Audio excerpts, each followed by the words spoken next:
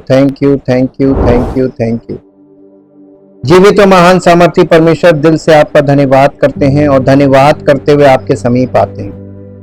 प्रभु, आपके वचन में लिखा है, धन्यवाद करते हुए उसके फाटकों में प्रवेश करो। हाँ प्रभु, जब हम आपकी उपस्थिति में आते हैं तो धन्यवाद करते हुए आते हैं, धन्यवाद से भरे हुए आते हैं, क्योंकि आपने अनुग्रह किया है। आप सामर्थ्य के द्वारा अपनी महिमा हमारे जीवन में प्रकट करते हैं, इसलिए हम आपका धन्यवाद करते हैं। और आप असंभव को संभव करते हैं हर एक विश्वास करने वाले के जीवन में, इसलिए आपका धन्यवाद करते हैं।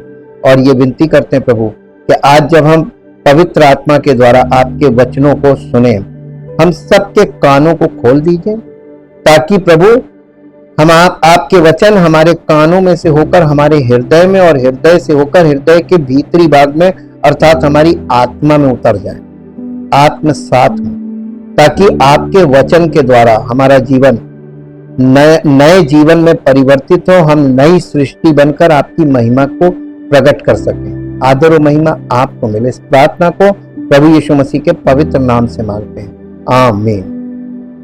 सबको जय मसीह की। हम परमेश्वर का बहुत धन्यवाद करते हैं जो अद्भुत युक्ति करने वाला और सामर्थ्य के अनोखे काम करने वाला परमेश्वर है। आज हम परमेश्वर के वचन के 9 प्रभाव यानी 9 effects of the word of God, परमेश्वर के वचन के 9 प्रभाव आपके साथ शेयर करेंगे, ताकि ये पता चले कि परमेश्वर का वचन क्या क्या काम करता है उस व्यक्ति के जीवन में जो वचन का सुनने वाला नहीं, बल्कि वचन को अपने जीवन में ग्रहण करके उसके अनुसार आज्ञा मान के चलता है। तो वचन क्या क्या काम करता है। पहला पॉइंट है भजन संहिता 119 अध्याय और उसका 105 पद, बहुत मशहूर पद है। भजन संहिता 119 अध्याय का 105 पद।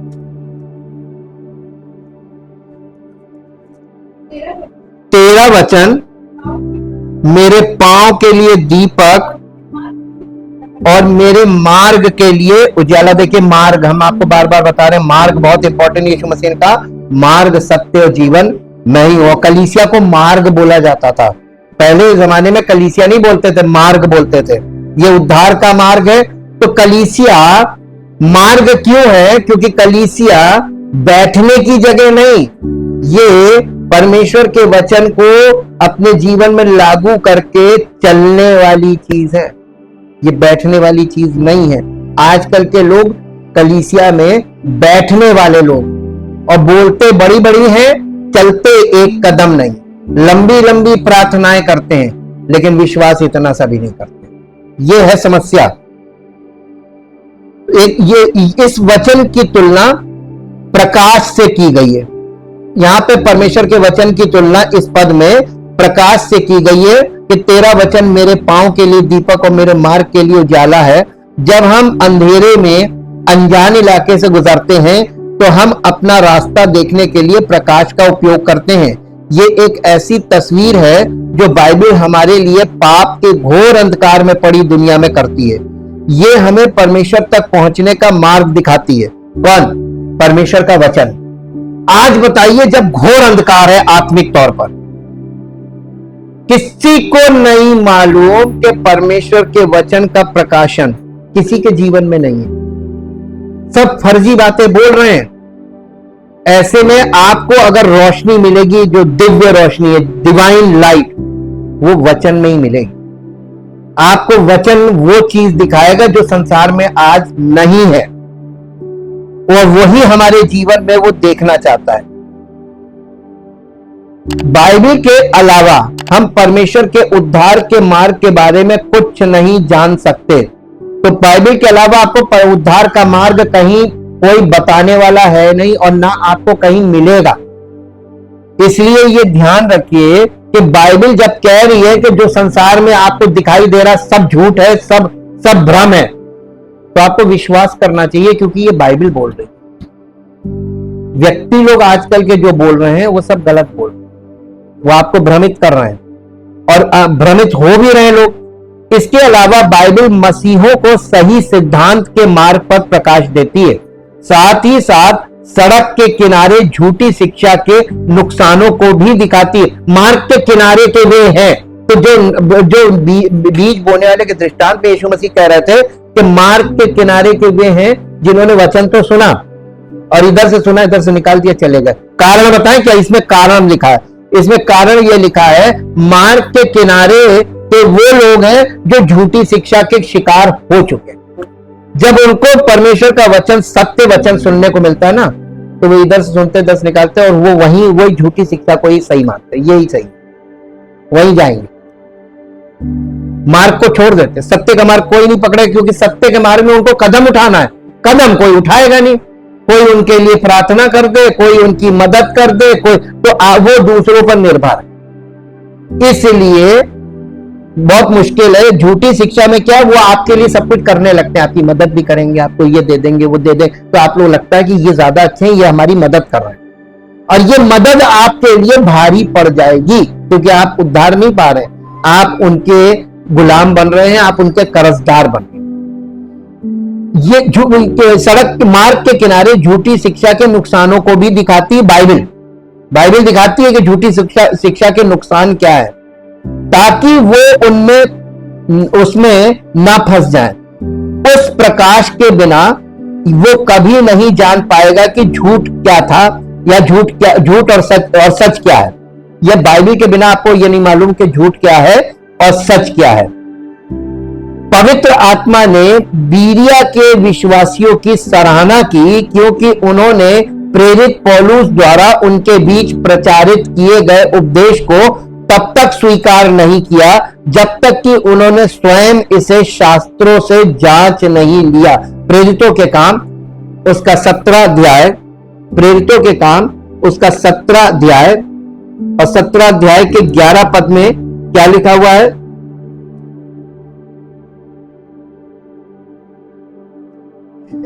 ये लोग तो थिस्सलुनीकी के यहूदियों से भले थे, यानी ये यहूदी लोग तो उस समय कलीसिया में, अन्य जाति नहीं थे। तो ये लोग, यहां पर ये बोला जा रहा है, ये लोग तो थिस्सलुनीकी के यहूदियों से भले थे और उन्होंने बड़ी लालसा से वचन ग्रहण किया और प्रतिदिन पवित्र शास्त्रों में ढूंढते रहे कि ये बातें यूं ही है कि नहीं। यानी जब पौलुस यहां पे गया, बीरिया शहर में, ये बीरिया की कलीसिया थी, ये यहूदियों की कलीसिया थी, और जब इनकी इस कलीसिया में गया पौलुस, तो पौलुस ने इनके भी सुसमाचार प्रचार किया, और सुसमाचार प्रचार किया। तो ये लोग क्या करते थे, इस कलीसिया के लोग, ये मैच्योर कलीसिया थी, ये मैच्योर कलीसिया थी, परिपक्व थी आत्मिक तौर पे। तो ये प्रचारकों के प्रचार को तो सुनती थी, लेकिन उस पर विश्वास नहीं करते। जब तक ये वचन से उन्होंने क्या प्रचार किया है और क्या किस संदर्भ में क्या बोला है, उसको जब तक वचन से टैली नहीं कर लेते थे, तब तक विश्वास नहीं करते थे। और आज क्या है? आज क्या है? टैली नहीं करते, इसलिए विश्वास, सब पे विश्वास कर लेते। अच्छा, ये भी सही है, ये भी सही है, ये भी सही, सब अपनी जगह सब सही है। तो फिर गलत क्या है? आपके जीवन में उद्धार क्यों नहीं हो रहा है? आप कहां फंस गए? आपको किसने फंसा लिया कि आपको उद्धार नहीं मिला? देखिए, पहला कुरिन्थियों 14 अध्याय के 26 पद में ये बात लिखी हुई है कि पहली सदी की कलीसिया में जो उपासना के नियम थे वो ये थे कि कलीसिया में लोग खड़े होकर परमेश्वर का वचन बोलते थे और बाकी कलीसिया के लोग उनके बोले हुए वचन को परखते थे। और परखते थे, इसलिए परखते थे कि ये परमेश्वर के वचन के आधार पे बोल रहे हैं या ये अपनी मानसिकता में बोल रहे हैं। और इसलिए उस समय की कलीसिया के लोग बड़े मैच्योर थे, तो प्रचारक डरते थे ऐसे लोगों के बीच में। और आज के जमाने में उल्टा हो गया। आज के जमाने में कलीसिया इमैच्योर है, क्योंकि अन्य जाति की है। अन्य जातियों को वचन नहीं मालूम, यहूदियों को सारे वचन शास्त्रों का ज्ञान था, यहूदियों के पास, अन्य जातियों के पास नहीं है। और इसलिए अन्य जातियों को भावनात्मक प्रचार के द्वारा भ्रमित किया जा सकता है और लेन देन करके उनको ट्रैक किया जा सकता है। हाँ के ना, और इसमें बड़े आराम से शिकार हो जाएगी। इसलिए क्योंकि परमेश्वर का वचन हमको, ये बाइबल हमको सब कुछ बताती है, तभी उन्होंने उसका संदेश स्वीकार किया। क्या उनके पास आने वाले प्रचारकों के प्रति इस रवैये का कारण था कि पौलुस को बीरिया के लोगों को झूठे सिद्धांत को सुधारने के लिए पत्र भेजने की जरूरत नहीं पड़ी। बीरिया के लोगों को उसने कोई चिट्ठी नहीं लिखी, कुरिन्थियों को लिखी, गलातियों को लिखी, इफिसियों को लिखी, फिलिपियों को लिखी, कुलसियों को लिखी, लेकिन उसने बीरिया को कोई पत्र नहीं लिखा, ना पौलुस ने लिखा, ना यीशु मसीह ने लिखा, क्योंकि ये कलीसिया यहूदी लोगों की थी and they are fully mature with the word of God. परमेश्वर के वचन को वो अंडरस्टैंड करते थे और वो परख लेते थे, ये इसमें अन्य जाति नहीं थे। और यहां पर आपको ये जो जानकारी दी जा रही है, ये वचन के द्वारा ही हम आपको पहली सदी की कलीसिया से ही बता रहे हैं कि ये लोग कितने मैच्योर होते थे। वो झूठे यानी फॉल्स टीचिंग के जो प्रिंसिपल्स हैं उनको पकड़ लेते थे। जो लोग शास्त्रों की लगन से खोज करते हैं वे आसानी से झूठे सिद्धांत में नहीं फंसते, वे उस सत्य को जानते हैं जिसने उन्हें स्वतंत्र किया है। और सत्य कौन है? प्रभु यीशु मसीह। सत्य ही तुम्हें स्वतंत्र करेगा। मेरे साथ एक पद निकालिए, आपको मिलेगा यूहन्ना रचित सुसमाचार उसका 8 अध्याय का 32 पद पढ़ दीजिए।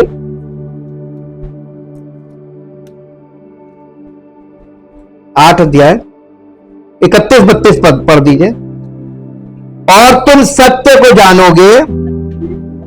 तब ये 31 पद है, तब यीशु ने उन यहूदियों से जिन्होंने उस पर विश्वास किया था कहा, यदि तुम मेरे वचन में बने रहोगे तो सचमुच मेरे चेले ठहरोगे, तुम सत्य को जानोगे और सत्य तुम्हें स्वतंत्र करेगा। कौन स्वतंत्र? आपको छुटकारा कौन देगा? उद्धार कौन देगा? सत्य। तो सत्य कौन है? प्रभु यीशु मसीह लिविंग ट्रुथ है और रिटन ट्रुथ परमेश्वर का वचन। ये रिटन ट्रुथ से ही आपको लिविंग ट्रुथ मिलेगा। आपको यीशु मसीह डायरेक्ट हवा में नहीं मिलेगा। ये है contact point, written word of God. Bible इसीलिए बहुत इंपॉर्टेंट है। याकूब, अब दूसरे पॉइंट पे आते हैं। याकूब की पत्री उसका पहला अध्याय उसका 22 और 23 पद पढ़िए। याकूब की पत्री उसका पहला अध्याय और उसका 22 और 23 पद। परंतु वचन पर चलने वाले बनो और केवल सुनने वाले नहीं। अब जहां पे एक मिनट रुक जाइए, पॉज। आप वचन को सुनने वाले हैं या सुनकर उसको अपने जीवन में अमल करने वाले, चलने वाले? अपने आप से प्रश्न कीजिए, क्योंकि हम इस चीज का पालन करते हैं। आप करते हैं कि नहीं करते? क्योंकि आपको उद्धार तभी मिलेगा जब आप इसका पालन करेंगे। जी आगे। क्योंकि जो कोई वचन का सुनने वाला हो और उस पर चलने वाला ना हो तो वो उस मनुष्य के समान है जो अपना स्वाभाविक मुख दर्पण में देखता है, इसलिए कि वो अपने आप को देखकर चला जाता है और तुरंत भूल जाता है कि वो कैसा था। आप आते हैं कलीसिया में और पवित्र आत्मा वचन के द्वारा आपको आईना दिखाता है कि तुम्हारे में ये कमी है, तुम्हारे में ये कमी है, तुम्हारे में ये कमी है। देखते हैं, करेक्शन नहीं करते हैं, जैसे आते हैं वैसे ही चले जाते हैं और तुरंत भूल जाते हैं कि हम क्या थे, और बड़ी बड़ी डींगे मारते। हम विश्वासी, हम पवित्र आत्मा पाए, हम ये कर सकते हैं, वो कर सकते हैं। कुछ नहीं कर सकते। आप जब वचन का पालन नहीं करते हैं तो कुछ नहीं कर पाएंगे। परमेश्वर के वचन की तुलना दर्पण से की गई है। यहाँ हमें ये देखने के लिए दर्पण की आवश्यकता है कि हमारा चेहरा गंदा है या साफ, और हमारे बाल अस्त व्यस्त हैं या कंघी किए हुए। इसके बिना हम ये नहीं बता सकते कि हम कैसे दिखते हैं। यदि याकूब 20वीं शताब्दी में अपना पत्र लिख रहा होता, यानी 21वीं शताब्दी में, आज की शताब्दी, इस युग में, ऐसे कह लीजिए इस युग में अगर अपनी ये पत्र लिख रहा होता तो वो शायद एक कदम आगे जाकर परमेश्वर के वचन के इस प्रभाव को दर्शाने के लिए एक अधिक आधुनिक प्रतीक एक अधिक आधुनिक प्रतीक यानी एक्सरे का वर्णन करता है। परमेश्वर के वचन के द्वारा हमारे अंदर, हमारे भीतरी मनुष्यत्व का एक्सरे उतारकर पवित्र आत्मा हमको पिक्चर दिखा देता है कि ये है तुम अंदर से ये हो, पापी और पतित मनुष्य। तो बड़ी बड़ी डींगे मत मारो, बड़े बोल मत बोलो, तुम्हारे अंदर पवित्र आत्मा नहीं, तुम पापी हो, तुम दोषी हो परमेश्वर की दृष्टि में, इसलिए पश्चाताप करो और समर्पण करो। यही तो परमेश्वर के वचन से हमको दर्पण का काम क्या है।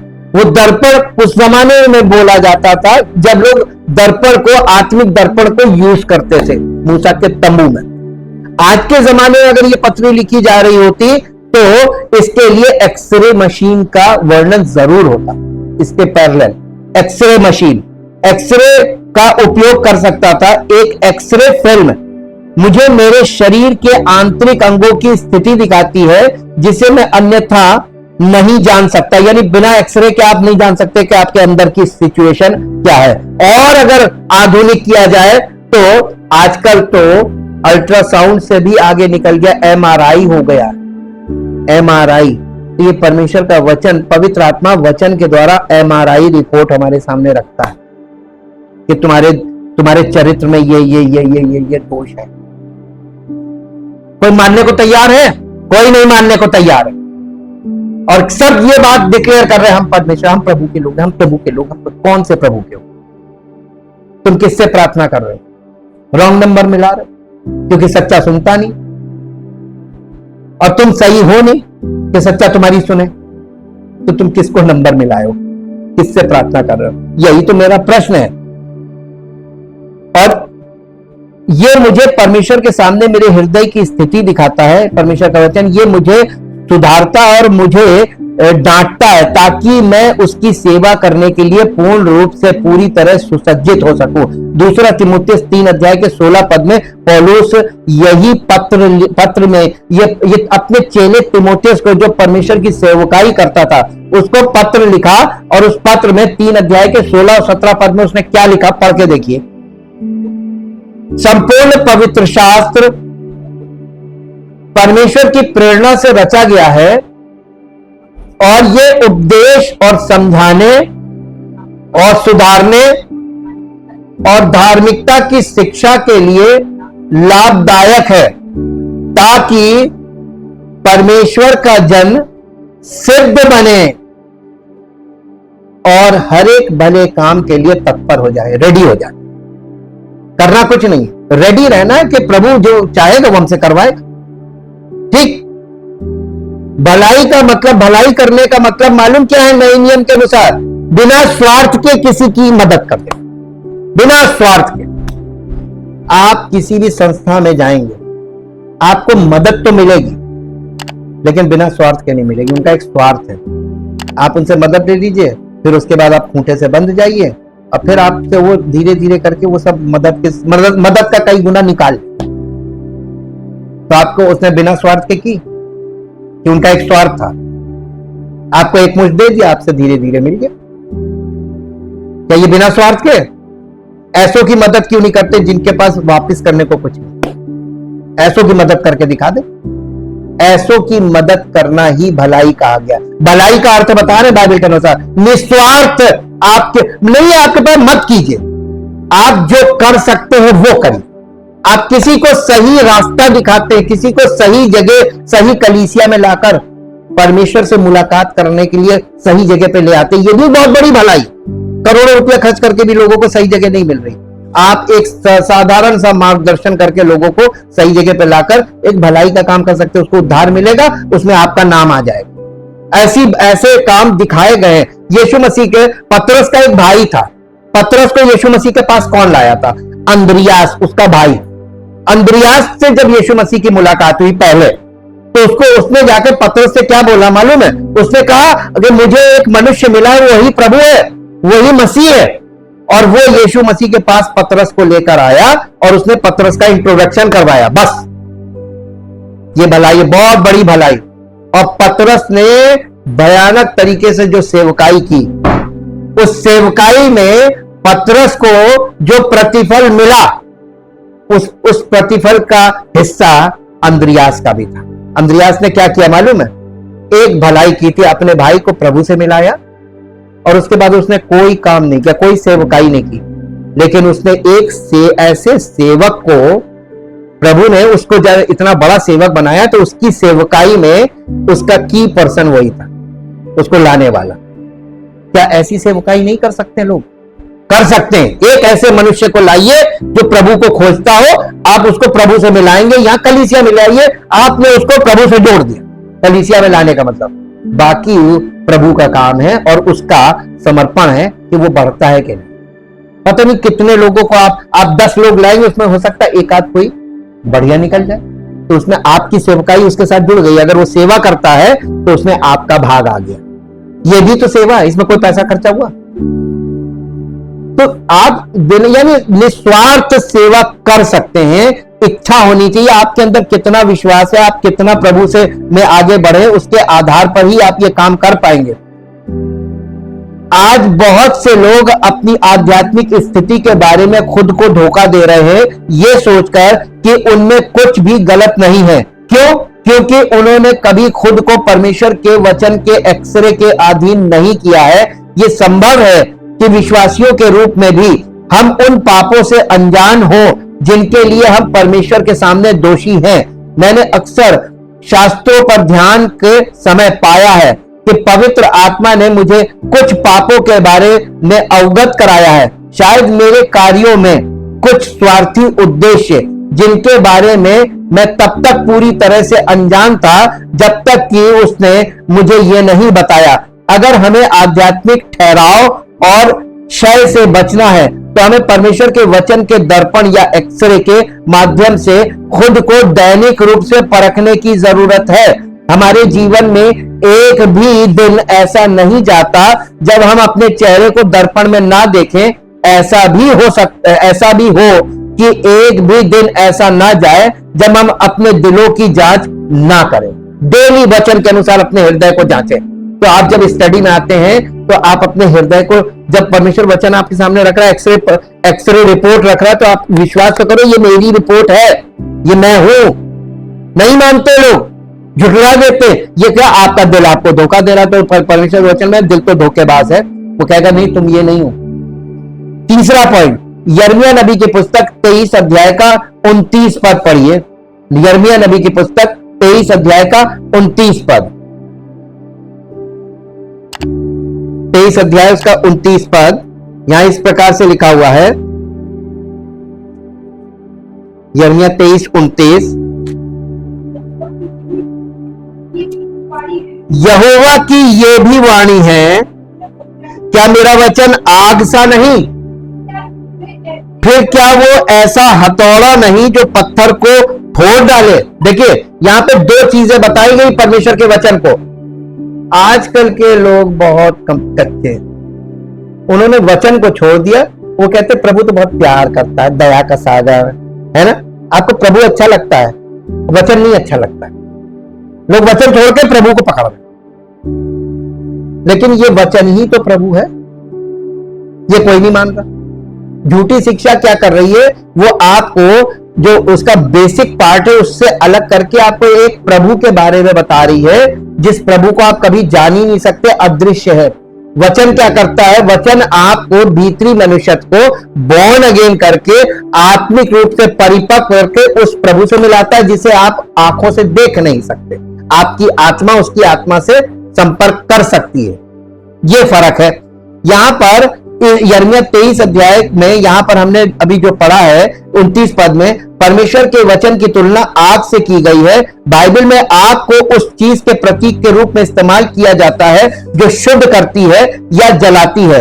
आग में डाला गया सोना शुद्ध हो जाता है जबकि लकड़ी भस्म हो जाती है। इसी तरह परमेश्वर का वचन हमारे जीवन पर शुद्ध करने वाला प्रभाव डालता है। जो मसीह के अनुरूप नहीं है उसे हटाता है। ये न केवल हमें हमारी गलतियां दिखाता है बल्कि हमें पवित्र भी बनाता है। कोई भी व्यक्ति हर दिन प्रभु के चरणों में समय बिताए बिना पवित्र होने की आशा नहीं कर सकता, क्योंकि केवल यही उसके जीवन से सारी गंदगी को दूर कर सकता है। लेकिन यह भी बहुत सच है कि ये वही आग उस व्यक्ति को जला देगी जो वचन को अस्वीकार करता है। यूहन्ना रचित सुसमाचार 12 अध्याय और उसका 48 पद पढ़िए, 48 वर्ष। यूहन्ना रचित सुसमाचार 12 अध्याय का 48 पद, उसका 48 वर्ष। यहां इस प्रकार से लिखा हुआ है, जो मुझे तुच्छ जानता है और मेरी बातें ग्रहण नहीं करता, उसको दोषी ठहराने वाला एक है, जो अर्थात जो वचन मैंने कहा है वही उसको दोषी ठहराएगा। तो वचन आपको दोषी ठहराएगा, प्रभु नहीं ठहराएगा। प्रभु तो क्षमा करेगा। अगर आप इस वचन को ग्रहण नहीं करेंगे तो प्रभु आपको दोषी नहीं ठहराएगा, ये वचन आपको दोषी ठहराएगा। तो वकालत कौन करेगा? वचन। ये वचन गवाही देगा, नहीं ये गलत है, इस पर नहीं, इस पर अनुग्रह मत करना, ये एक्सेप्ट नहीं कर रहा। अब आप बताइए कितने मसीही होने चाहिए? सच्चे मसीही कितने होने चाहिए आज के युग में? बिरले, दुर्लभ। जब आप बाइबल के अनुसार देखने लगेंगे ना, आपको पता चलेगा ये सब जी इतनी दुर्लभ चीज है। ये भूसे में आप सुई ढूंढ रहे हैं, ये समझ लीजिए सच्ची मसीहत वो है। परमेश्वर के वचन के प्रति हमारा रवैया ये निर्धारित करता है कि ये शुद्ध करेगा या नष्ट करेगा। अगर हम इसके अधीन हो जाते हैं तो ये हमें शुद्ध करेगा, अगर हम इसे अनदेखा करते हैं तो ये या ठुकराते हैं तो ये निश्चित रूप से हमें भस्म करता है, रिजेक्ट, हटो। और देखिए अब कलीसिया में आप जाना शुरू कीजिए और उसके बाद से आप जितने साल तक आप जा रहे हैं, आप देखेंगे लोग आते जाते रहेंगे, बदलते रहेंगे, और जो बने हैं वो जैसे हैं वैसे ही रहेंगे, परिवर्तन कहीं नहीं। तो फिर ये हो क्या रहा कलीसिया में? और इसी में दूसरा पॉइंट देखते हैं यिर्मयाह के 23 अध्याय के 29 पद में। यहां पर इसी पद में हम देखते हैं कि परमेश्वर के वचन की तुलना एक हथौड़े से की गई है जो चट्टान को टुकड़ों में तोड़ देता है। यदि आप पहाड़ की ढलान पर सड़क बनाना चाहते हैं तो आपको चट्टानों को तोड़ना होगा। आजकल हम उस उद्देश्य के लिए डायनामाइट का उपयोग करते हैं, जबकि यिर्मयाह के दिनों में हथौड़ों का उपयोग किया जाता था। परमेश्वर का वचन उसका डायनामाइट है जो हमारे रास्ते से बड़ी बड़ी बाधाओं को हटाने में सक्षम है। हम सभी अपने जीवन में परीक्षणों और समस्याओं का सामना करते हैं।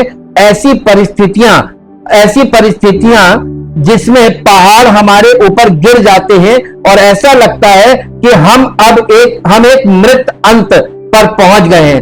अक्सर हम ऐसी परिस्थितियों में निराश और पराजित रहते हैं, ये नहीं जानते कि क्या करना है या कहां जाना है। ऐसे समय में परमेश्वर ने हमें शास्त्र में जो वायदे किए हैं उनके बारे में हमारी अज्ञानता ने हमें उनका दावा करने से रोक दिया है। अन्यथा डायनामाइट की तरह वे हमारे रास्ते में आने वाली बाधाओं को नष्ट कर देते हैं और हमें विजयी रूप से पहाड़ की बाधा से दूसरी ओर ले जाते हैं। वचन को ना जानने से हम कितना कुछ खो देते हैं। जब आपको वचन नहीं मालूम होता है ना, तो ऐसी भयानक परिस्थिति आती है, ऐसा लगता है पहाड़ टूट पड़ा हम पर मुसीबतों का, और हम टूट के बिखरने लगते हैं। हम लोगों की मदद मांगने लगते हैं, हम मदद के लिए इधर उधर मानवीय मदद की तरफ भागते हैं, जबकि हमारे पास एक ऐसा मददगार है जिसकी गवाही देता है परमेश्वर का वचन। पुराने नियम में दाऊद ने लिखा, संकट में अति सहज से मिलने वाला है परमेश्वर, अति सहज से मिलने वाला सर, यानी इतनी आसानी से परमेश्वर आपको मिल जाएगा, लेकिन आपको मानवीय सहायता नहीं मिलेगी इतनी आसानी से। इतना इजी है, और लोग इस इजी को छोड़कर कठिन की तरफ भाग जाते हैं। और अब इसका हम लोग 5वें पॉइंट पे आते हैं, लूका रचित सुसमाचार 8 अध्याय का 11 पद, जो हम लोगों ने कल स्टडी किया। 11 पद, इसमें परमेश्वर के वचन की तुलना बीज से की गई है जो भूमि में बोए जाने पर फल उत्पन्न करता है। पहला पत्रस 1 अध्याय और उसके 23 पद में कहा गया है कि हमारा नया जन्म स्वयं हमारे हृदय में अंकुरित होने वाले बीज का परिणाम है। जब हम फलदायी होते हैं तभी हमारे जीवन के माध्यम से परमेश्वर की महिमा हो सकती है। क्या आपके जीवन और सेवा में परमेश्वर की महिमा के लिए फल है? क्या ये आपके अपने जीवन में सबसे पहले प्रेम, आनंद, शांति, धैर्य, कृपा, भलाई, विश्वास, नम्रता और संयम के रूप में प्रकट होता है। गलातियों की पत्री 5 अध्याय के 22 और 23 पद को हमने पढ़ा है, 23 पद पढ़ा है, 22 नहीं पढ़ा है। उसमें शरीर के काम दिए हुए हैं। और फिर क्या आप अपनी सेवा में फल पाते हैं? पापियों के प्रभु की ओर मुड़ने और विश्वासियों के उनके करीब आने के रूप में? यदि नहीं, तो शायद इसका कारण यह है कि आप नियमित रूप से परमेश्वर के वचन को अपने हृदय में बीज के रूप में प्राप्त नहीं कर रहे हैं, जिसके पास जीवन है। भजन संहिता उसका पहला अध्याय, भजन संहिता उसका पहला अध्याय, उसका दूसरा और तीसरा पद पढ़ दीजिए जल्दी से। भजन संहिता पहला अध्याय और उसका दूसरा और तीसरा पद। परंतु वो तो यहोवा की व्यवस्था से प्रसन्न रहता है और उसकी व्यवस्था पर रात दिन उस पर ध्यान केंद्रित रहता है, परमेश्वर के वचन पर। व्यवस्था वचन जी, वो उस वृक्ष के समान है जो बहती नालियों के किनारे लगाया गया है और अपनी ऋतु में फलता है और जिसके पत्ते कभी मुरझाते नहीं, उसका चेहरा कभी नहीं मुरझाता। सच्चे मसीही की हमने आपको पहले बताया था, मसीही व्यक्ति वो है जो कभी आपको पीड़ित ना बने, और जो जीवन में पीड़ित बनकर लोगों के सामने खड़ा, वो मसीही हो ही नहीं सकता। मसीही कभी पीड़ित नहीं होगा। उसके पास आशा है, उसके पास परमेश्वर है, उसको खड़ा करने वाला गिरेगा फिर परमेश्वर खड़ा कर देगा। ले, ये मेरा बच्चा है, ये मेरा बेटा है। जो लोग आज मसीहत में आप देखिए ना, तो आपको ढेरों लोग मिलेंगे जो आपको लगेगा बहुत मसीह, और एक आप परिस्थितियों में जाके देखिए तो उनके चेहरे मुड़ने, देखो प्रभु, अब देखो कितनी मुसीबत आ गई, भैया दया कर दो हम पर। ये मसीही नहीं है। ये मसीही होने का दावा करने वाले लोग हैं, ये मसीही नहीं है। यहाँ पे ये दूसरा और तीसरा पद यहाँ पे हमें ये बताता है कि जो मनुष्य नियमित रूप से परमेश्वर के वचन पर मनन करता है, वही फलवंत वृक्ष के समान होगा और अपने सब कामों में सफल होगा। सब कामों में, एक काम में नहीं, सब कामों में सफल होगा। कौन? जो परमेश्वर के वचन पर प्रतिदिन मनन करता है। स्टडी कितनी जरूरी है ना? पवित्र आत्मा के द्वारा वचन जो आपको प्रतिदिन मिलते कितने आवश्यक है। भजन संहिता छठे पॉइंट पे आ रहे हैं। भजन संहिता 119 अध्याय का 103 पद पढ़िए। 119 अध्याय का 103। भजन संहिता 13 वचन। मुझको तेरे वचन, हाँ ये 119 अध्याय का 103, हाँ 103 मैं भी निकाल लूं। 103। तेरे वचन मुझको कैसे मीठे लगते हैं, वे मेरे मुंह में मधु से भी मीठे हैं। हाँ बस मेरे मुंह में हमने ये आपको बहुत अच्छे से इसका बताया ना कि वचन को खा लो यानी आत्मसात कर लो, मुंह में तो मीठे लगेंगे यानी बोलने में बड़े अच्छे लगते हैं, लेकिन पेट में कड़वे लगते हैं। यानी जब आप इसको धारण करेंगे यानी इसका पालन करेंगे तो आपको बहुत बुरा लगेगा। अरे प्रभु तुमसे ये कह रहा माफ कर दो, मेरा मन नहीं है माफ करने का, मैं इसको नहीं माफ कर सकता, लेकिन प्रभु कह रहा माफ कर दो। कड़वा लग रहा ना, लेकिन जब माफ कर दोगे, हुक्म मान लोगे, उसकी ब्लेसिंग तुमको मिलेगी। नहीं करोगे तो ब्लेसिंग नहीं मिलेगी। ये बात यही कड़वा है, मीठा कड़वा। यहां पर परमेश्वर के वचन की तुलना भोजन से की गई है। यही प्रतीक यिर्मयाह 15 अध्याय के 16 पद में है। यिर्मयाह 15 अध्याय और उसका 16 पद पढ़ दीजिए। यिर्मयाह 15 अध्याय का 16 पद जी। जब तेरा वचन मेरे पास पहुंचे, नहीं, जब तेरा वचन मेरे पास पहुंचा तब मैंने उन्हें मानो खा लिया। तेरा वचन मेरे मन में हर्ष और आनंद का कारण हुआ। आपको ये वचन जब आप इसको ग्रहण कर लेते, खा लेने का मतलब ग्रहण कर लेना, धारण कर लेना। हाँ प्रभु मैं यही करूं। जब आप इसको ग्रहण करते हैं दिल में अपने कि हाँ प्रभु का वचन ये बिल्कुल सही कह रहा, मैं यही करूंगा, आपके अंदर आनंद आएगा। और इसके साथ साथ एक पद और पढ़ दीजिए, पहला पत्रस 2 अध्याय उसका 2 पद, 2 अध्याय का 2 पद, पहला पत्रस 2 अध्याय 2 पद। नए जन्मे हुए बच्चों के नाए निर्मल आत्मिक दूध की लालसा किया करो। आपको वचन की लालसा रहती नहीं आजकल लोगों को। आते मालूम कैसे, अरे जा रहे 10 मिनट देर हो जाएगी, कोई बात नहीं, आगे पीछे पहुंच ही जाए। ये जो फ्रेंड या आपके अंदर जो ये हल्कापना है ना, विशेषकर परमेश्वर की उपस्थिति में आने को लेकर, हमारे हिंदुस्तान में एक प्रॉब्लम है, यहां पंक्चुअलिटी नाम की कोई चीज नहीं। पंक्चुअलिटी का मतलब समझते हैं, डॉट टाइम पे आपको वहां पहुंचना।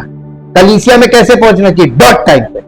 आप जब जॉब करते हैं वहां पे डॉट टाइम, मालूम है, जैसे ही आप लेट होते हैं आपकी हाजिरी में, आजकल इलेक्ट्रॉनिक हाजिरी, तुरंत आपका काम लग जाएगा। तो प्रभु की उपस्थिति में भी ऐसे ही है।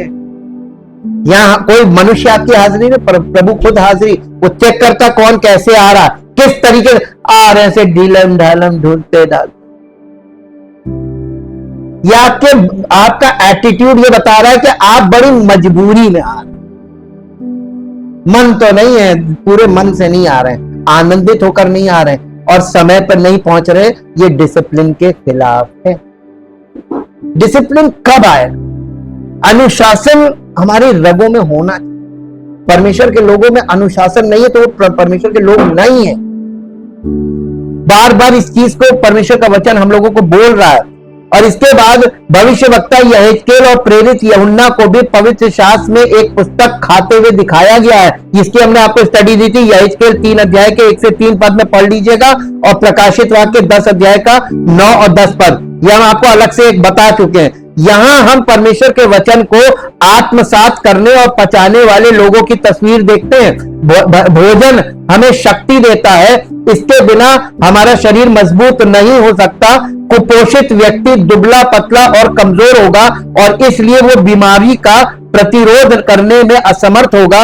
यदि कोई व्यक्ति उस पर शारीरिक हमला करता है तो वो खुद का बचाव करने में भी असमर्थ होगा। अक्सर एक छोटा सा धक्का उसे गिराने के लिए पर्याप्त होगा।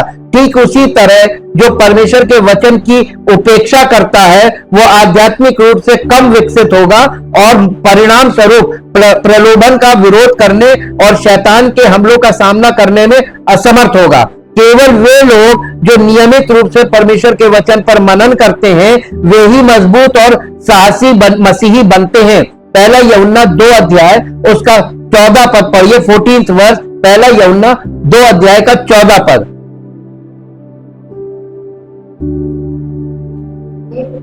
हे पुत्रों, हे पितरों, मैंने तुम्हें इसलिए लिखा है कि जो आदि से है तुम उसे जान गए हो। हे जवानों, मैंने तुम्हें इसलिए लिखा है कि तुम बलवंत बनो और परमेश्वर का वचन तुम में बना रहता है और तुमने उस दुष्ट पर जय पाई है। ये मालूम है, ये इसको पढ़ के आपको लग रहा होगा ये हमसे कह रहा नहीं, ये आपको नहीं बोला जा। ये यूहन्ना की पत्री लिखी गई है, ये उस जमाने के लोगों के लिए लिखी गई है जो पहली सदी के मसीही थे। पढ़कर कभी ये मत सोचिए कि अपने आप को लागू किया, हमको तो बोल रहा है हमने उस दुष्ट पर जय पा ली, आपने नहीं पाई। आप तो उसके आगे एकदम नतमस्तक हैं, वो आपको अभी अपने हाथ का खिलौना बनाए हुए। बाइबल को केवल पढ़ने से आप मजबूत नहीं बनेंगे, लेकिन इस पर मनन करने से वचन आपके अस्तित्व के मूल में प्रवेश कर जाएगा और इस तरह आपके हृदय में छिपा हुआ आपका एक हिस्सा बन जाएगा। भजन संहिता 119 अध्याय का 11 पद पढ़िए। भजन संहिता 119 अध्याय का 11 पद। आपको ऐसे ऐसे लोग मिलेंगे जो ऐसे दावे करेंगे हमने बाइबल को इतनी बार पढ़ा, हमने साल में कितनी बार बाइबल को पूरा पढ़ के खत्म कर दिया। हासिल क्या हुआ? पढ़ने से कुछ हासिल नहीं होगा। मैंने तेरे वचन को अपने हृदय में रख छोड़ा है कि तेरे विरुद्ध पाप ना करो। ये वचन आपके हृदय में भर जाए ताकि ये वचन आपको पाप ना करने दे। पावर है ना, पाप करने से कौन रोकेगा? वचन। और ये वचन ही आपके पास नहीं तो आप तो स्वाभाविक रूप से इतना पाप करेंगे जाने अनजाने, और इतना कि पूछो नहीं, कि कोई लिमिट नहीं। और बिना शुद्धता के पवित्र आत्मा मिल रहा है लोगों को। ये ऐसे ऐसे लोग दावे करते हैं, सुनकर दिमाग चकरा जाए। अय्यूब ने कहा कि उसने परमेश्वर के मुंह से निकले वचनों को अपने दैनिक भोजन से भी अधिक मूल्यवान समझा। अय्यूब की पुस्तक 23 अध्याय उसका 12 पद। अय्यूब की पुस्तक देखेंगे, ये डिसिप्लिन होता है, यही वचन का आदर है। अय्यूब ने प्रतिदिन अय्यूब ने परमेश्वर के मुख से निकले हुए वचनों को अपने दैनिक भोजन से अधिक मूल्यवान समझा। वो खाने से पहले उसे कहा खाने से ज्यादा जरूरी वचन है। तो यीशु मसीह ने भी तो यही कहा था शैतान से कि मनुष्य केवल रोटी से नहीं परंतु हर एक उस वचन से जो परमेश्वर के मुख से निकलता जीवित रहेगा। जीवन देने वाला, जीवन देने की सामर्थ्य वचन में है। भोजन में तो सिर्फ शरीर को जीवन मिलेगा, लेकिन ये वचन हमको आत्मा में जीवन देगा, और आत्मा में बल होगा तो शरीर जीवित रहेगा। जी अय्यूब है उसके आज्ञा का, परमेश्वर की आज्ञा का पालन करने से है मैं ना हटा, और मैंने उसके वचन अपनी इच्छा से अब कहीं अधिक काम के जानकर, देखिए अपनी इच्छा से कहीं अधिक काम के जानकर परमेश्वर के वचनों को सुरक्षित रखा। आप वचन सुनकर कहां सुरक्षित रखते? ये सुना, ये निकाला, अपनी इच्छा पूरी कर रहे। बाइबल क्या दिखा रही?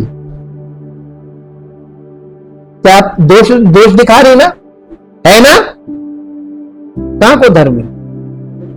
आंगन में अभी शुद्धिकरण यही तो है। कलीसिया में आप आए तो आपको शुद्ध किया जा रहा है कि आप क्या करते हैं। प्रतिदिन परमेश्वर की बातें सुनकर उसने आत्मिक शक्ति का एक जबरदस्त भंडार बनाया।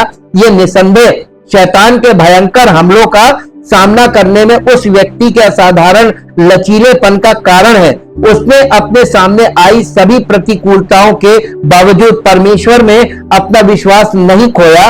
उसकी पत्नी जो स्पष्ट रूप से अपने पति की तरह परमेश्वर के वचन के प्रति उतना सम्मान नहीं रखती थी, विपत्ति आते ही परमेश्वर को कोसने के लिए तैयार रहती थी। अय्यूब ऐसा नहीं था। उसका उदाहरण हमें उस जबरदस्त शक्ति का अंदाजा देता है जो परमेश्वर के वचन को यदि प्रतिदिन ग्रहण किया जाए तो यह हमें जीवन में हर परीक्षा का सामना करने के लिए सामर्थ्य दे सकता है।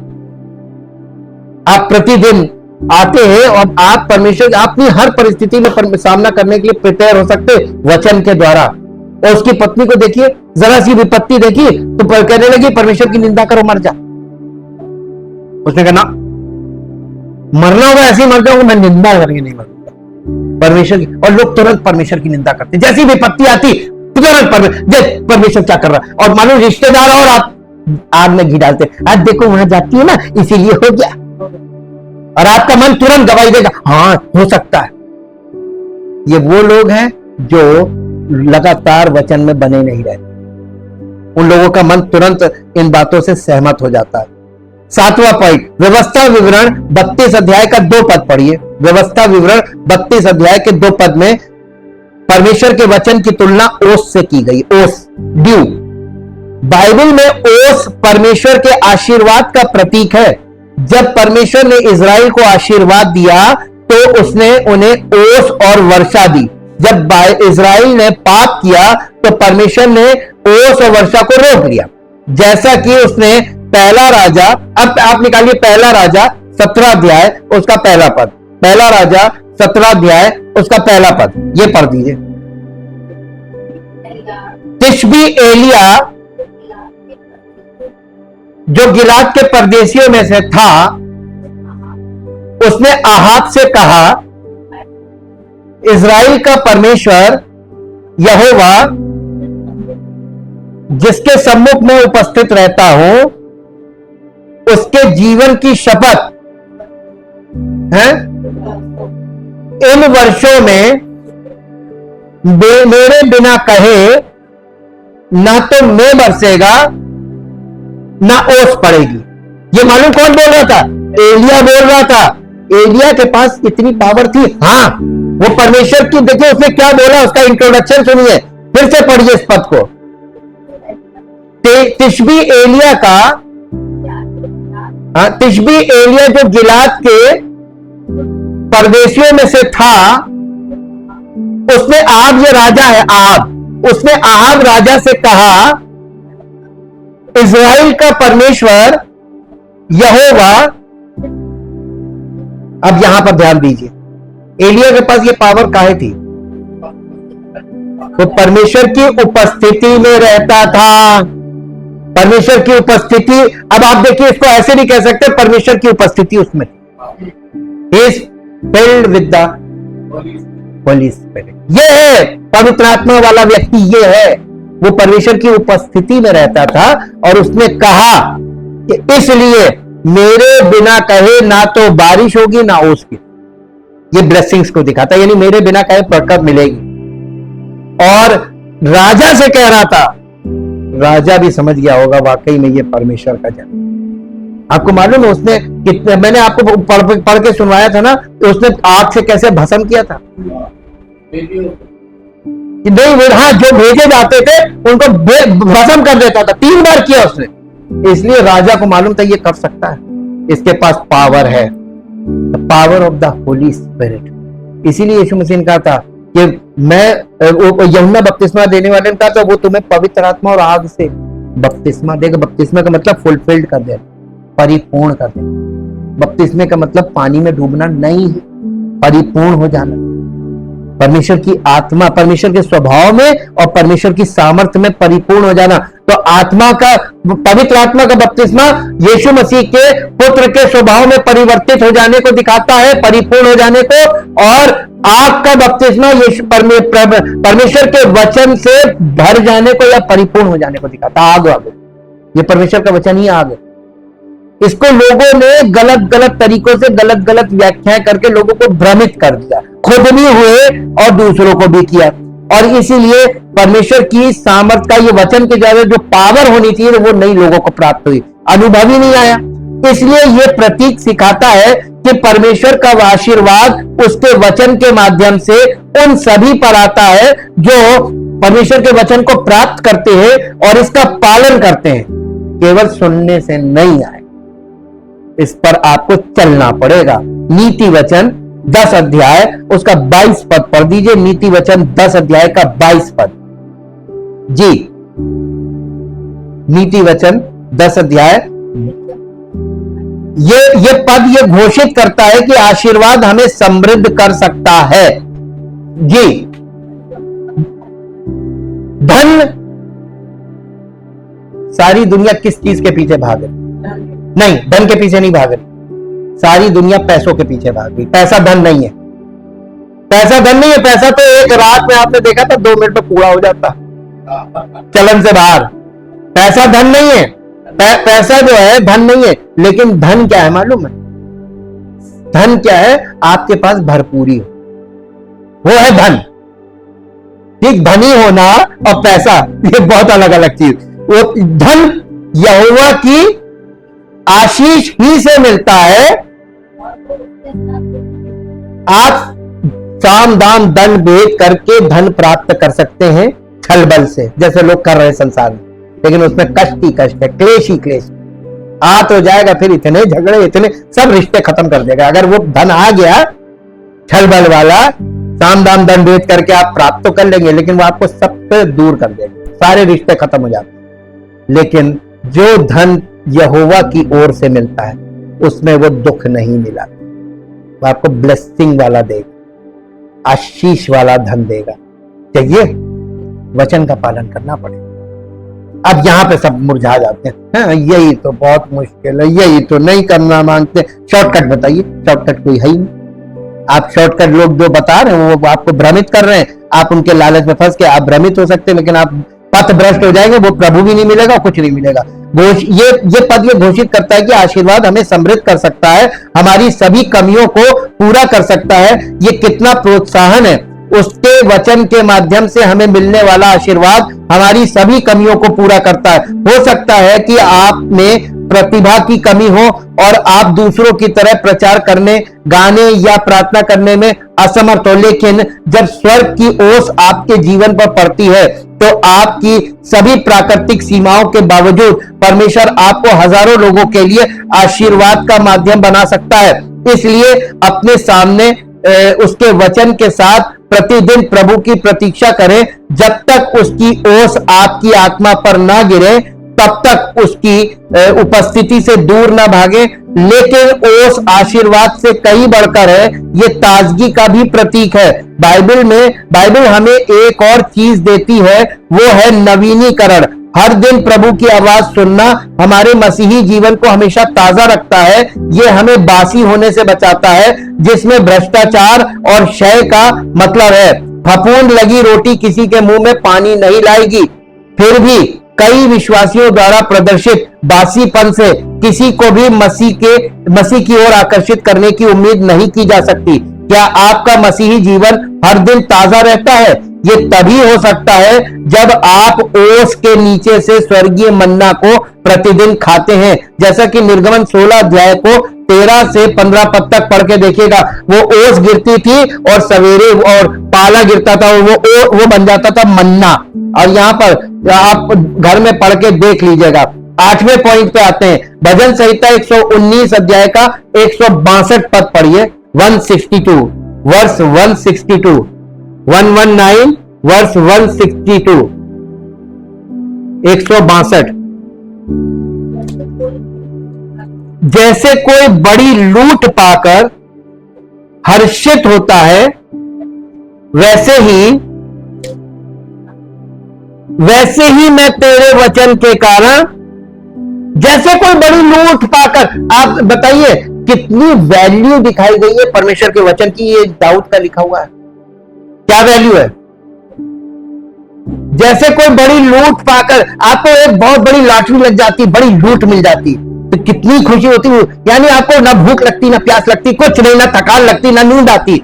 उछल रहे, चैन नहीं मिल रहा खुशी का। अरे ना नींद आ रही, ना भूख लग रही, ना प्यास लग रही, कुछ नहीं। आपको बस अरे क्या मिल गया, क्या, ये वाला भाव होना चाहिए परमेश्वर के वचन मिलने। मुझे आज तक ऐसे लोग नहीं देखने को, ऐसे लोग यहां मेरे अपने जीवन में मैंने नहीं देखा। और इसीलिए देख के पता चलता है कि कौन वाकई में भूखा और प्यासा है। वचन, परमेश्वर का वचन बहुत एक्सरे पावर रखता है। यहां पे परमेश्वर के वचन की तुलना धन से की गई है। ये धन क्या है? या पवित्र शास्त्र के अन्य अंशों में सोने से भी की गई है। धन आपको वास्तव में धनवान नहीं बना सकता। आप ऐसी योग्यताएं प्राप्त कर सकते हैं जो आपको बहुत अधिक धन कमाने की शक्ति प्रदान करती है, और इस प्रकार आप ऐसी स्थिति में पहुंच सकते हैं जहां आप बहुत सारा धन कमा सकते हैं। लेकिन इससे आपको केवल एक ऐसी संपत्ति मिलेगी जो नष्ट हो जाएगी, शारीरिक संपत्ति जिसे बोलते हैं। परमेश्वर के वचन के अलावा और कुछ भी आपको वास्तव में धनवान नहीं बना सकता। एक सच्चे धनी व्यक्ति को किसी चीज की कमी नहीं होती है, उसके पास पर्याप्त और अतिरिक्त होता है। दूसरी ओर एक गरीब व्यक्ति को अपने से अधिक भाग्यशाली लोगों से भीख मांगते हुए भटकना पड़ता है। परमेश्वर का वचन आपको इतना धनवान बना सकता है कि आप कभी घाटे में नहीं रहेंगे। ये न केवल आपको अपनी जरूरतों के लिए पर्याप्त देगा, बल्कि आपको दूसरों की जरूरतों को भी पूरा करने में भी सक्षम बनाएगा। जीवन में ऐसी कोई भी स्थिति नहीं है जिसका समाधान बाइबल में कहीं ना कहीं ना मिले। इसका उत्तर हमेशा किसी ऐसे बाइबल चरित्र के अनुभव में होगा जो आपके अनुभव के समान हो, या पवित्र शास्त्र की किसी शिक्षा में। यदि आप बाइबल को जानते हैं तो आप पाएंगे कि संकट के समय में पवित्र आत्मा आपको उचित अंश याद दिलाता है और उससे आपको उत्तर देता है। बिल्कुल सही बात। परमेश्वर का वचन आपको उचित समय पर एक पद याद दिलाकर आपसे बात करेगा कि इस परिस्थिति में एकदम हारना मत, मैं तेरे साथ हूं। और ये परिस्थिति परमेश्वर की ओर से उसकी महिमा के लिए आई है। तो निराश मत हो, विश्वास में जड़ रहे, और परमेश्वर देखो अपनी महिमा करेगा, तुम्हें इसमें से निकालता। और हमने अपने जीवन में बार बार ये अनुभव प्राप्त किया है। यानी हम बार बार ऐसी दशा में गए कि अब खत्म, सब खत्म, खेल खत्म, लेकिन परमेश्वर ने फिर से खड़ा कर दिया। और लोग देखते रहे हैं। और ये अनुभव वचन ने हमको संभाला। किसने? अगर मैं वचन से कनेक्टेड ना रहूं तो मैं किसी काम कर। अब आप देखिए, आप कितने घंटे प्रार्थना कर सकते हैं? हो सकता है आप 3-4 घंटे प्रार्थना कर सकते हैं, लेकिन क्या आप 1 घंटा बाइबल स्टडी कर सकते हैं? ये भारी पड़ता है, भारी पड़ता है। 1 घंटा आप 3 घंटे प्रार्थना करेंगे, वो आपको भारी नहीं पड़ेगा। 1 घंटा बाइबल स्टडी आपको भारी पड़ेगा। अनुभव करके देखिएगा। 9वां पद, इफिसियों पत्री 6 अध्याय उसका 17 पद। इफिसियों की पत्री 6 अध्याय उसका 17 पद। यहां पर हम पाते हैं कि परमेश्वर के वचन को आत्मा की तलवार कहा गया है। मसीही जीवन एक चालाक शत्रु के साथ निरंतर युद्ध है। मसीही जीवन एक चालाक शत्रु के साथ निरंतर एक युद्ध की स्थिति है। कल मैं न्यूज देख रहा था, न्यूज में हमारे यहाँ के जो इंडिया का एक रिपोर्टर गया है, उसने मालूम क्या बताया? उसने दिखाया कि एक भयानक अटैक हुआ वहां पे इजराइल में, और थोड़ी देर बाद बस वो सायरन बंद हुआ, अटैक खत्म हुआ। सारे लोगों, जैसे ही अटैक होता है सब बंकर में चले जाते हैं, जैसे ही अटैक खत्म होता है सब निकल कर अपना काम करने लगते हैं, अपना काम कोई। और वो ऐसे काम किया, उन्होंने गड्ढा भर किया, उन्होंने सब, वो पूरा सब एकदम देखने में लगी नहीं रखता यहाँ कुछ हुआ। वो कहने लगा यही इजराइल है। और फिर एक इजराइली से उसने बात कराई, उससे वो बोला तो कहने लगा आप लोग पर ये, कहने लगा हम एक इजराइली पैदा होते ही खतरे में रहता है, वो कभी भी मारा जा सकता है। तो ये ठीक वैसे ही है जैसे एक मसीही बॉर्न अगेन होने के बाद शैतान के डर पर रहता है कि कभी भी मारा जा सकता है। देखिए, फिजिकली जो इजराइल के साथ है, स्पिरिचुअली वो एक मसीही के साथ है। सेम चीज है। बाइबल पुराने नियम में हमको फिजिकली ये दिखा रही है ताकि हम स्पिरिचुअली ये देखें कि एक मसीही बहुत खतरे का। आपका शत्रु कौन है मालूम है? जो परमेश्वर का शत्रु है, परमेश्वर का विरोधी है, वही परमेश्वर के बच्चों का शत्रु है। तो परमेश्वर इजराइल के लोगों को सारी वहां पर मालूम है नागरिक नहीं है, वहां पर सब सैनिक है। वहां के पूरी नागरिक जो है वो सब सैनिक। और कोई देश बता दीजिए सर, तो वहां के लोग क्यों नहीं डरते? क्योंकि सब सैनिक, चाहे लड़की हो चाहे लड़का हो, चाहे मां हो चाहे बाप हो, पोता हो पोती हो, सब सैनिक। ऐसे ही एक हर मसीही एक आत्मिक रूप से एक योद्धा होना चाहिए। देखिए, इजराइल को रखकर ही हमको दिखाया जा रहा है। फिजिकल इजराइल को देखकर बहुत आसानी से आप सीख सकते हैं कि कितने बड़े खतरे में एक मसीही रहता है। जैसे एक यहूदी, दुश्मन कहीं से भी अटैक मारेगा, उड़ा देगा। और देखिए, वो कभी रोते गिड़गिड़ाते कभी नहीं मिलेंगे, पीड़ित कभी नहीं मिलेंगे, कभी पीड़ित। वो कहते हैं हम तो इसके लिए तैयार। एक मसीही, और ये रोता मसीही, पीड़ित मसीही देखे, ये झूठा मसीही, मसीही है ही नहीं। ये मसीही होने का दावा कर रहा है लेकिन ये मसीही नहीं है। यहां पे इफिसियों में यही बताया जा रहा है, जिसका हमला करने का तरीका अक्सर परमेश्वर के प्रेम, परमेश्वर के न्याय, यहां तक कि स्वयं परमेश्वर पर भी संदेह करना होता है। ये तलवार उसकी हर चाल को विफल कर सकती तलवार क्या है? ये उसकी हर चाल को, शैतान की हर चाल को विफल कर सकती, लेकिन वचन से वाकिफ हो गए तभी। देखिए, यीशु मसीह शैतान से जब कर रहा था वार्तालाप, तो तलवार का इस्तेमाल कर रहा था लिखित में। उसने कहा ये भी लिखा है, ये भी। वो कह, शैतान जब मिसकोट कर रहा था लिखा है, तो उसने कहा ये भी लिखा है। यानी इसको कहते हैं काउंटर करना by the word of God in right context. वो रॉन्ग कॉन्टेक्स्ट में, तो झूठे शिक्षक आपको रॉन्ग कॉन्टेक्स्ट में, गलत संदर्भ में वचन देते हैं और आप उसकी गलत व्याख्या को ग्रहण करके गलत विश्वास कर लेते हैं, वहीं फंस जाते। जिसका हमला करने का तरीका अक्सर परमेश्वर के प्रेम, परमेश्वर के न्याय, यहां तक कि स्वयं परमेश्वर पर भी संदेह करना होता है। ये तलवार उसकी हर चाल को विफल कर सकती, बशर्ते हम इसका इस्तेमाल करना जानते हो। तब आपको इसको यूज करना आना चाहिए और इसके लिए मैच्योरिटी चाहिए। निराशा शैतान के सबसे शक्तिशाली हथियारों में से एक है। इसके द्वारा उसने कई शक्तिशाली लोगों को गिराया है। मूसा, एलिया और योना सभी इसके आघात से कांप उठे, लेकिन इनमें से प्रत्येक व्यक्ति ने प्रभु के वचन को सुनकर अपनी डिप्रेशन पर विजय प्राप्त की। आप और मैं अपने आप को किसी ऐसे तरीके से व्यस्त रखकर अस्थायी रूप से अपनी निराशा पर काबू पा सकते हैं जो हमें विचलित कर सके, लेकिन केवल परमेश्वर के वचन से ही हम इसे पूरी तरह से दूर कर सकते हैं। प्रभु आपको अपने वचन के प्रति भूखा और प्यासा होने की सामर्थ्य दे। आप इसके लिए ललायित हो जाएं, ताकि आपका जीवन परमेश्वर की महिमा के लिए जीवित और महान सामर्थी परमेश्वर आपके पवित्र वचनों की इन प्रभावों के लिए, जो वचन के प्रभाव हमने अध्ययन की है, प्रभु इनके लिए दिल से आपका धन्यवाद करते हैं। और भी प्रभाव है, ये तो हमने कुछ पॉइंट ही देखे, लेकिन प्रभु हम आपका बहुत धन्यवाद करते हैं। आपका वचन सबसे अनमोल चीज है, और जो हमें मिल रहा है वो अनमोल है, उसका वो बहुमूल्य है, और हीरे जवाहरात, सोना चांदी और संसार की सारी दौलत इसके आगे कुछ नहीं। ये इतना कीमती है प्रभु, ये हमको प्राप्त हो रहा है। आप हमें धनी बना रहे हैं, आप वचन के सब सुनने वालों को धनी बना रहे हैं। अगर वो लोग हर विश्वास करने वाला जो वचन का सुनने वाला है, वो वचन को ग्रहण करे और अपने जीवन में लागू करे, तो वो एक सच्चा मसीही बनकर परमेश्वर की महिमा का कारण बन सकता है, जिससे उसकी इच्छा पूरी हो और उसकी महिमा प्रकट हो। धन्यवाद करते हैं पिता परमेश्वर, और सब सुनने वालों पर के जीवन में इस वचन का प्रभाव हो और आपकी महिमा हो। यीशु मसीह के नाम से आमीन। Praise the Lord.